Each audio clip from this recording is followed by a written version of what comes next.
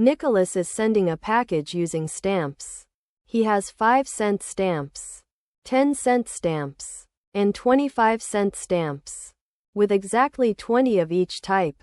What is the greatest number of stamps he can use to make exactly $7.10? That is 710 cents. In postage? You can pause here and solve the problem before seeing the solution.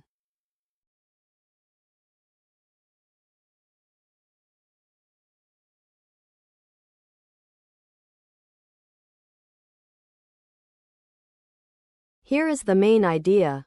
To use the most stamps for a fixed total, we want to favor the small value stamps, since each one adds less value. But there is a catch. He has only 20 of each type, so we cannot use more than 25s or 2010s.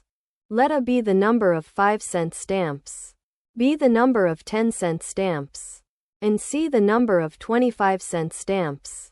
Each is at most 20. And together they must total 710 cents.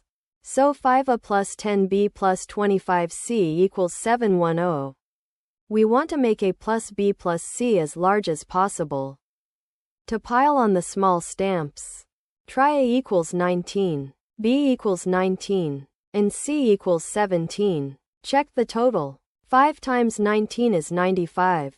10 times 19 is 190. And 25 times 17 is 425.